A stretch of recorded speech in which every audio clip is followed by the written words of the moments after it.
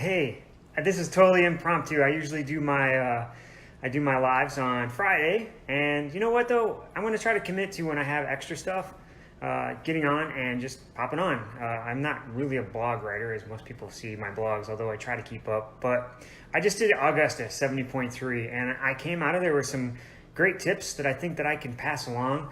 And I just wanted to take a second and pass on some of the things that I've learned, and also to humble myself in front of you, because I think that's how you guys get to learn as well too. So I just want to let you know, it's a fantastic race, great venue, the people, the volunteers, awesome, totally amazing. And so a couple things. I thought I was going to have a great race, and I'm not saying that I didn't, but it definitely didn't go quite as planned. So I came out of the swim, and this dude that I hadn't had a chance to meet yet, Eric Abbott, came out of the water a little bit in front of me, and I put in a huge effort to try to pace him, or try to, catch up to him to see if I could keep up. The guy's a monster on the bike, so Eric, I tagged you in this. I didn't ask you, but I figured you'd be cool with me giving you a good compliment and a shout out. Great job on the bike, man. Totally awesome. I had to put in everything for about 30 minutes to kind of bridge up. And kind of back to my title, I did that because I tried it in Santa Rosa and it worked. So I was like, you know what? Screw it. I'm going to give it a go again too, because part of racing is sometimes just having a crack. Now, obviously, I was keeping track of my power and all that other stuff and keeping it within lines. And I was definitely within lines of things that I had done previously. So I wasn't being crazy. I felt great, kept asking myself those questions and that type of stuff. And everything was going fine until about 15 miles left of the bike, or about 45 minutes. Sorry, I try to hold my phone here stable. I dropped my last nutrition bottle. So I definitely didn't go to the bike without nutrition. I had a full bottle. I had some other nutrition as well. But I had my last nutrition bottle that I was going to spread out over my last hour, and I dropped it after my first tug on it. And it was so fast, it kind of rolled off. We were going downhill screaming. There was no way I couldn't stop. And so I thought, okay, I had a spare gel in my pocket because that had happened to me before. And I did the math. I thought I can grab this gel. I can probably grab some gel and some water at the next aid station and totally make up for it. And I did. So again, I'm not making any excuses. I definitely grabbed another gel. I had some water. I thought things were going to be going great. And I just assumed that there would be aid stations every single mile. And there weren't on the run. It was close. It was more like a mile and a half. But it was just enough to throw off my other nutrition plans. And that's what I'm getting at right now. It threw it off. I think that had I missed the bottle or dropped the bottle and everything went perfect, I think I would have been fine. Add to that it was 95 degrees, a lot hotter than Santa Rosa, and there was less room for error. And I just got myself in a hole. And you can kind of see that on the second half of my run splits. But the point is, and what I'm going to kind of say here is, when things started to go sideways for me, because a lot of times, if we're honest, they do, focus on the process. I tried to remember exactly what I've been telling all of you. I thought about my cadence. I kept trying to tell myself, I don't have to run fast right now. Just keep the feet moving quick.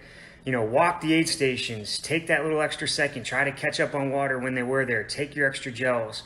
When your legs start feeling tired, I started telling myself this probably means that you're low on calories. So take an extra gel. Take some extra Coke or some Red Bull. Take some time, especially if it's hot, to take it, because they usually give you the Coke or the Red Bull in warm cups that have been sitting out. Grab that. Grab some ice water.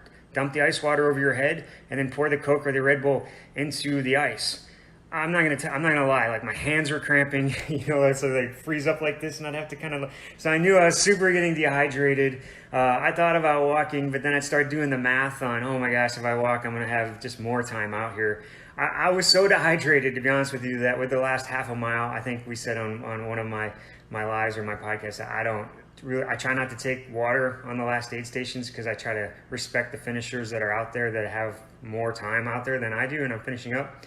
With about a half mile left, I was still grabbing water. I was like, I don't know if I'm going to make it, So the point is where I'm going with this is I was able to salvage it because I did just focus on the process.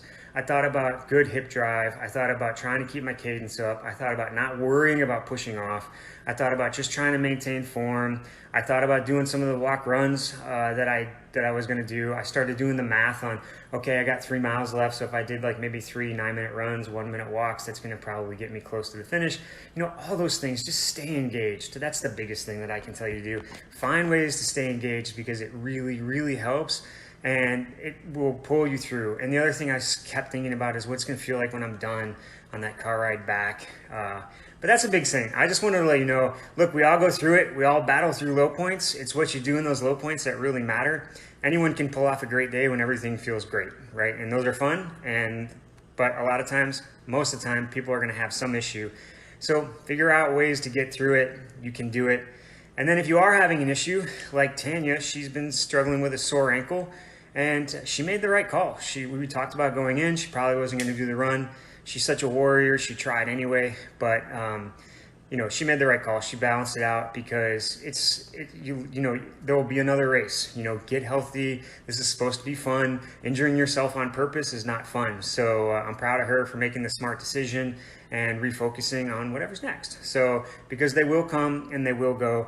And I can promise you, as long as you stay engaged and you have a plan and you think through it, you have to also think about it. Like, I'm supposed to be doing Ironman Florida, and to be totally honest, I have done less training for this than I have for any Ironmans in my past, but I do still feel super fit. Like, I do feel like I could have a good crack. But when I'm out there and I'm feeling dehydrated and I don't know if I can run 13 miles, it makes it daunting, right? But you can't make decisions when you're in those states because obviously something's wrong. I was laying on the massage table afterwards and I couldn't even lay still because my back was cramping so bad. I mean, I was so messed up. So anyway, I just wanted to let you know it happens to all of us. It makes all of us have that doubt creep in, but that's what we do. That's what I do. I focus on the process. I try to think long term. I try to remember myself that I've been doing this for like 20, 25 years. The races, they come and go. Have fun out there, encourage people, and I hope to see all of you out there potentially I'm probably going to do Ironman Florida. So I'll see you at Ironman Florida. Anybody doing Chattanooga this weekend, good luck, and we'll talk to you all Friday on my next live. Bye.